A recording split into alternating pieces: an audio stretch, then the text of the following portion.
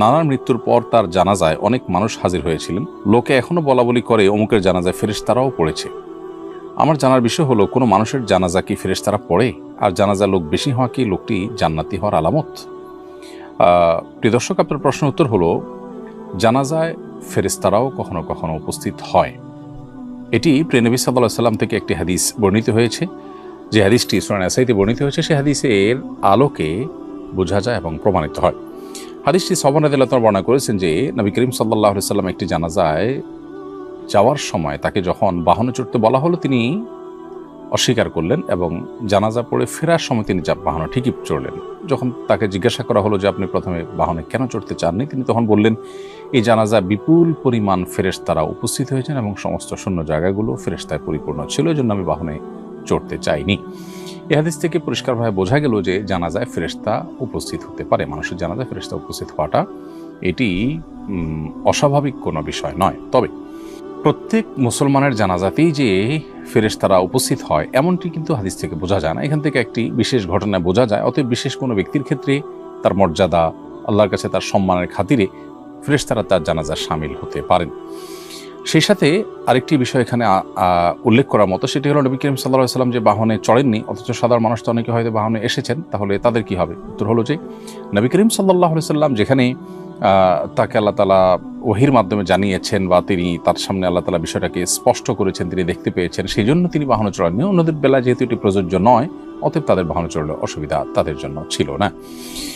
আর এই হাদিসের আলোকে বোঝা গেল যে আপনার নানার জানাজা বিপুল পরিমাণ মানুষ হলে সেখানে কিছু ফেরেশতাও থেকে থাকতে পারেন। ফেরেশতা জানাজা উপস্থিত হলে তার দুটি রূপ হতে পারে। একটি হলো ফেরেশতাকে আল্লাহ রাব্বুল আলামিন জিনের মতো যে কোনো আকৃতি ধারণ করবার ক্ষমতা দিয়েছেন।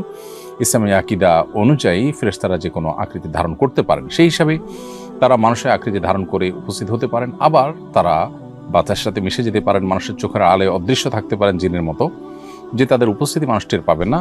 অতএব সেভাবেও তারা উপস্থিত হতে পারেন। দুইভাবেই উপস্থিত হওয়ার সম্ভাবনা রয়েছে। আপনার নানা জানাজায় বিপুল পরিমাণ যে মানুষ হয়েছে তা হতে পারে, তারা সবাই সাধারণ মানুষ, কাকতালীয়ভাবে এটা হতে পারে। আবার আল্লাহর কাছে প্রিয় বান্দা হওয়ার কারণে বা মানুষের কাছে প্রিয় হওয়ার কারণে বেশি মানুষ উপস্থিত হয়ে থাকতে পারেন।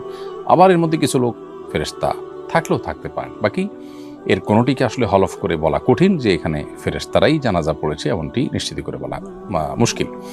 তবে জানাজায় মানুষ বেশি হলে এটি জান্নাতি হওয়ার আলামত এভাবে হাদিসে না আসলেও, তবে এটি ভালো লক্ষণ হিসেবে হাদিসে উল্লেখ হয়েছে, যেটি সুনানে মুসনাদে আহমদে বর্ণিত হয়েছে। আমাদের আয়েশা রাদিয়াল্লাহু তাআলা বর্ণনা করেছেন যে নবী করিম সাল্লাল্লাহু আলাইহি ওয়াসাল্লাম ইরশাদ করেছেন, মা মিন মাইয়িতিন ইউসাল্লা আলাইহি উম্মাতুন মিনান নাস। কোনো মানুষের জানাজা যদি অনেক মানুষ পড়ে, সে যুগে 100 মানুষ উপস্থিত হওয়াটা অনেক বিরল ব্যাপার ছিল, কারণ 100 মানুষের সমাগমটাও একটা এলাকাতে, একটা জনপদে অনেক বড় বিষয় ছিল। তো সেই ফিগারটা উল্লেখ করে আমাদের আয়েশা বর্ণিত হাদিসে নবী সাল্লাল্লাহু আলাইহি ওয়াসাল্লাম বলেছেন যে এরকম অনেক মানুষ উপস্থিত হয়ে, 100 মানুষ উপস্থিত হয়ে যদি তার জন্য সুপারিশ করে, তাদের সুপারিশ গ্রহণ করা হয়। তার মানে বেশি মানুষ মুসলমানদের জানাজাতে শামিল হলে কোনো ব্যক্তির, সেটি তার পক্ষে আল্লাহ তাআলার দরবারে যে সুপারিশ করা হয় সেটি কবুল পাওয়ার লক্ষণ বা আলামত। এটি সৌভাগ্যবান মানুষের একটি চিহ্ন বলা যেতে পারে। তবে চিহ্ন বা আলামত দিয়েই সবসময় মানুষের চূড়ান্ত ফয়সালা করা যায় না, আমরা শুধুমাত্র সুধারণা করতে পারি। এরপরে প্রশ্ন হলো, মোজার উপরে মাসা করার বিধান জানতে চাই। কি ধরনের মোজার উপরে মাসা করা যাবে? একবার মোজার উপরে কতদিন মাসা করা যাবে? এর উত্তর হলো যে মোজার উপরে মাসা করার এই বিধানটি আহলুস সুন্নাহ জামাতের একটি আলামত। যারা জান্নাতের পথযাত্রী এবং নবী সাল্লাল্লাহু আলাইহি ওয়াসাল্লামের ভাষায় যারা হকপন্থী এবং নবী সাল্লাল্লাহু আলাইহি ওয়াসাল্লামের ভাষায় যারা সাহায্যপ্রাপ্ত দল এবং যারা ফিরকায়ে নাজিয়াহ বা আখিরাতে মুক্তি পাবে, সেই মানুষগুলোর বৈশিষ্ট্য হলো তারা আহলুস সুন্নাহ ওয়াল জামাআহ, সুন্নাতে রাসূলের অনুসারী এবং সাহাবায়ে কেরামের জামাতের অনুসারী। তাদের একটা বৈশিষ্ট্য হলো তারা মুজার উপরে মাসা করাকে জায়েজ মনে করে।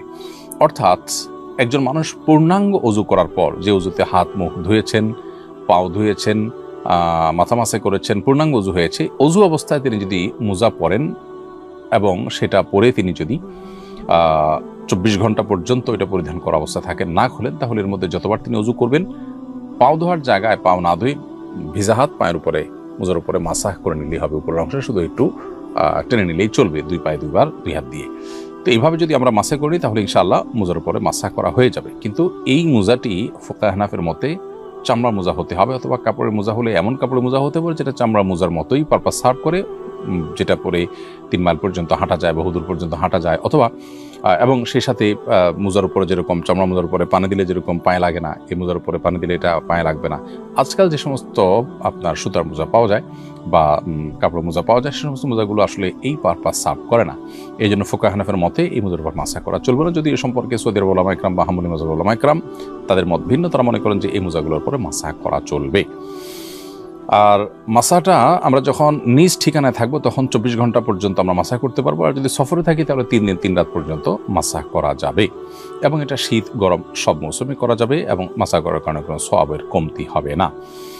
অতএব পবিত্র অবস্থায় মোজা পরার পর আমরা এই মাসা করার সুবিধাটা পাবো, এবং এটার মেয়াদ শেষ হয়ে গেলে আবার মোজা খুলে পূর্ণাঙ্গ উজু করে আবার আমরা চাইলে মোজা পরে তার উপরে যতবার উজু করবো মাসা করে নিলে চলবে পায়ে ধোয়ার পরিবর্তে।